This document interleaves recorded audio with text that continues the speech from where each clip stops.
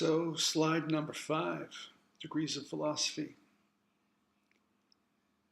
Each of us is philosophical to a certain degree.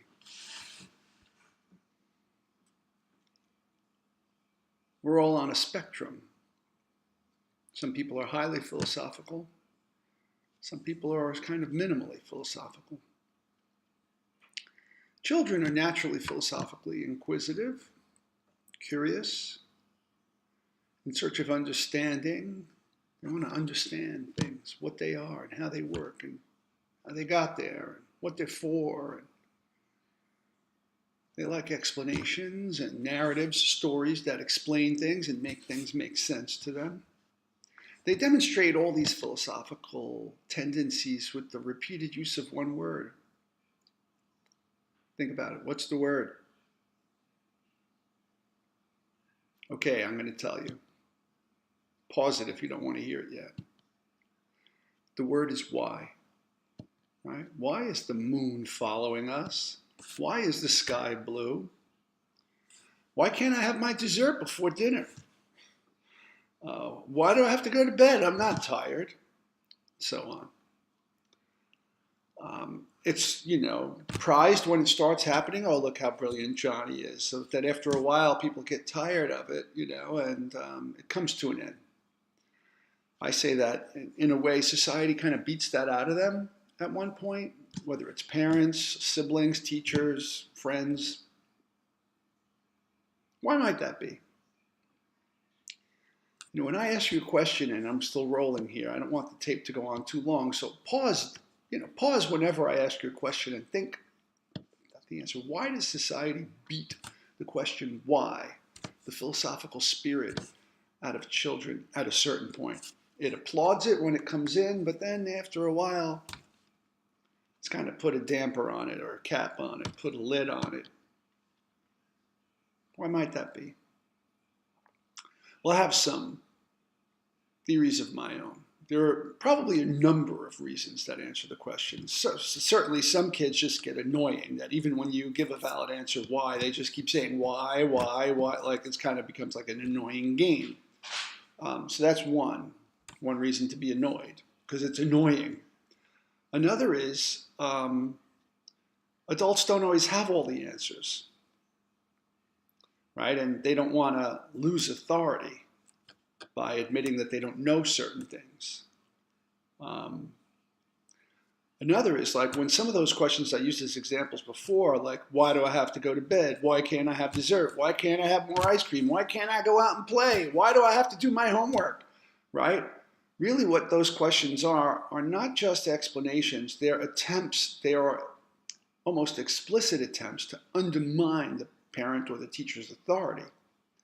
Right? So at some point, you don't deserve an explanation, or I don't have to justify why you have to do that. And what's the typical answer? I was counting on my fingers. 4 words. When it's an authority thing being challenged. Why? Because I said so.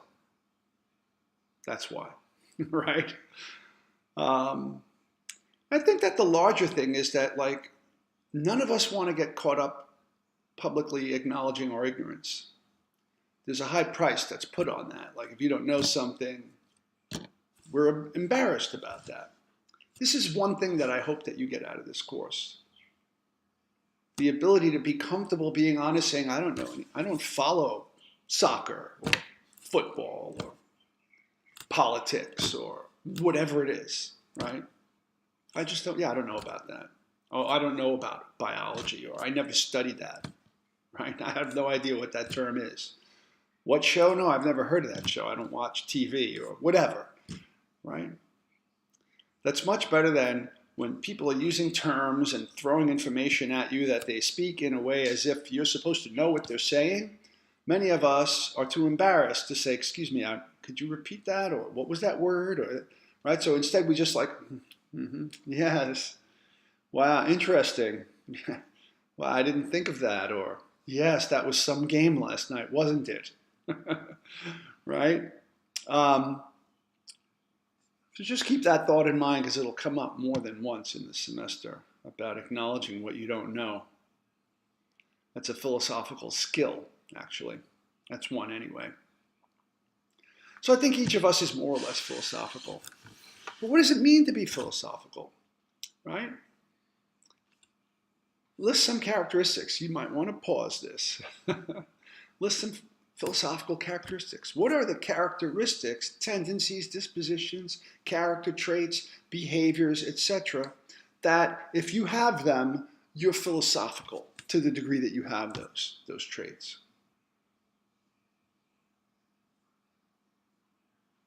They might be different for different people who are philosophical in different ways. There might be, in fact, characteristics that make you philosophical that would make someone else non-philosophical. So, for example, you might think right off the bat that being philosophical is engaging in lots of thoughts about everything, right? A kind of endless mental examination of everything from every possible angle, right? And in a certain sense, that is being highly philosophical. Somebody like the character Hamlet in Shakespeare, who seems to be thinking all the time. Should I exist? Should I not exist? To be or not to be? Blah, blah, blah, 9 million reasons about that. From a kind of Buddhist or Taoist, which is a Chinese philosophy that's kind of similar to Buddhism, the followers of the Tao, the way, T-O-W or T-A-O, it's pronounced as if it's D-O-W, like the Dow Jones, but it's spelled T-A-O or D-A-O, the Tao, which means the way of nature, of the universe, the way of reality, the way things are.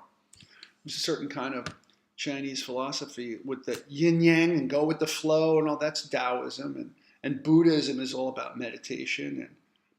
And yoga philosophy from India, Hinduism involves certain branches of it, involve meditation. So like kind of meditative or contemplative philosophies from the East, from Asia, from their point of view, all those thoughts, that's the opposite of philosophy. Philosophy for them, well, for some of them anyway, is to completely calm and quiet the mind and eliminate all thoughts so that you can be clear in your consciousness,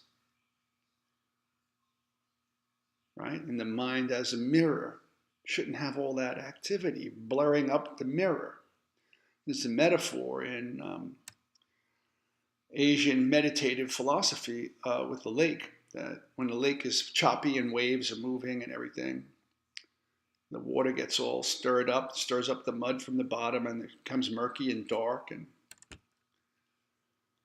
if you stop all the movement, which is what meditation is, and the analogy is with the mind. So if you stop thinking and wanting and desiring and perceiving and, jumping around in your mind, and you just stop all that activity and let it all calm down and become still, then like the lake, when there's no movement in the lake, all the mud particles drift to the bottom and the bubbles drift to the top and the water becomes crystal clear.